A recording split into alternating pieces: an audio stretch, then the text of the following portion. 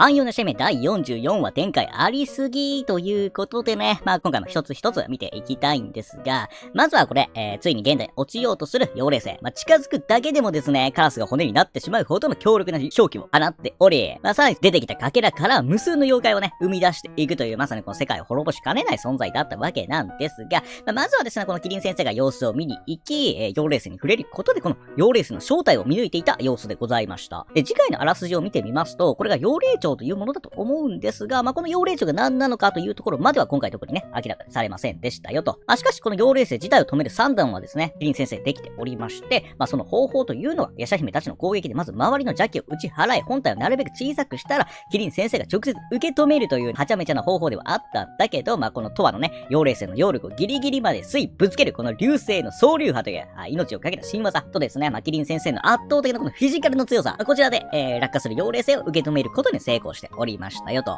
これですね、そのトワ、容器、吸えるんかいと、気合でなんとかなるんかいというね、部分はあったりしましたんですが、まずキリン先生が強すぎと言いますか、主人公バリの活躍で一気にですね、今回の話でキリン先生のヤシャ姫内での人気急上昇したのかなというふうに思われたんですが、ちょっとね、怪しいところ、その後リオンの死を聞かされた瞬間の不穏な空気、漂わせておりました。けどこれは別にですね、ヤシャ姫たちに敵対するという話ではなく、キリン丸が今やっているリオンを死んでもなお縛り付けていることでの、このキリン丸に対しての怒りをね、見せていたのかなと思います。で、そこにですね、ちょうどキリン丸が時空を破り声を届けてきましたので、これはちょうどいいと。妖霊星を連れて、これもね、持っていけるのすごいんだけど、は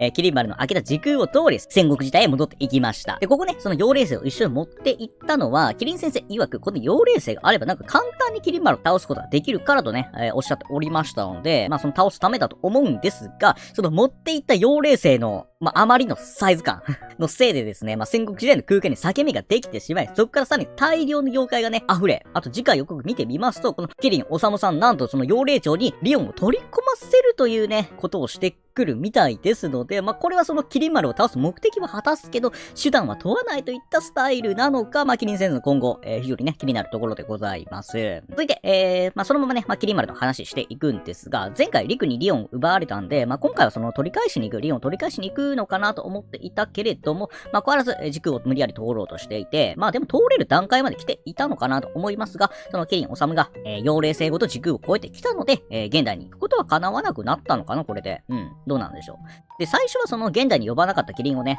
ぶん殴っていたんですけど、キリン先生の、あなたのために妖霊星を持ってきましたとか、リオのためにね、令和の景色を持ってきましたよという、この言葉でね、さすがわしの右腕だとね、こんな顔ね、していたんだけど、どういう顔なんでしょうかね、これね。でもこれで現代に行けなくなってしまったのかわかりませんが、確実にそのトワの体を器とするのが遠のいてしまったと思うんですけど、それはキリン丸的にはね、問題ないんでしょうか。やっぱりまず、第一目標はその妖霊星破壊なんですかね。ここもですね、次回、キリン丸とキリンおさむのやりとりがね、非常に、楽しみなところなんですが、次に、同じくですね、戦国時代で、犬夜叉たちが時の風車から溢れ出ました、妖怪たちを各地でね、倒していっているっていうシーンがあったわけなんだけど、この中ではやはりそのサンゴさんの漆黒の飛来骨での働きがね、一番凄まじかったので、そこをね、少し細かく、見ていきますと、この漆黒の飛来骨というのが、そもそも金運の込めた宝力と玉との集めてきた素材で、作られておりまして、まずこの飛来骨を投げる前にこの無数のね、文字が浮かび上がります。これはその宝力の力かなんかだと思うんだけど、霊的なものよりもまがまがしさ、邪なね、力があるような感じもね、取れます。そしてこれをね、投げるの同時に、前方に浮き出た、またね、この、まがまがしいこの文字を打ち砕くことで、投げた後の飛来骨がさらに高速回転を起こし加速。そのままですね、敵を切り裂いていくだけではなく、おそらくこれ素材かなんかの力で切り裂いた相手をさらに爆散させるというですね、純粋に強い武器として、登場しておりましたので、これが今後左右する、残星剣ほどのキーアイテムとかではないのかなといったところですかね。そして、もう一つ、弥勒様のとこも話していくんだけど、複数の妖怪の邪気をね、まとめて払っていましたので、これがその修行の成果の一つではあるのかなと思われますが、ちゃんとした戦日上の集大成としての力はまだ、今回ね、見れなかった、今後になるのかなと思ってますけど、どうなんでしょうか。続いて、結び山にね、たどり着いた、リオン陸の話なんだけど、もともとこの結び山に行こうとしていたのは、このキリマルを止める力として、結び山に眠っている吸妖魂の力を、取り出すためだったっていうのが、新たにね、判明していました。で、トワからもらったこのリンゴの種を使い、これリンゴという形として、吸妖魂の力を取り出すことが、できていたのかなという感じなんですが、でもどこがね、リオンさん、覚悟ができていないような声色だったのがね、気になるところでございます。で、あと、その吸妖魂自体にも、少しね、気になるところありまして、吸妖魂の根だった残生剣は、今、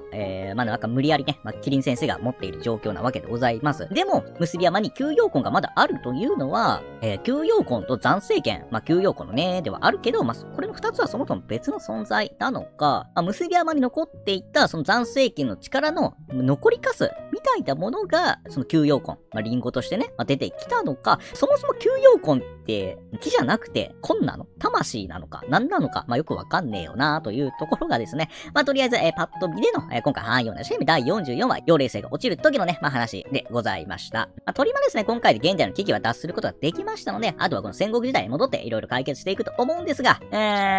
さらなるね、問題も起きていますので、いやー、どうなってしまうんでしょうか。今後も気になるところでございます。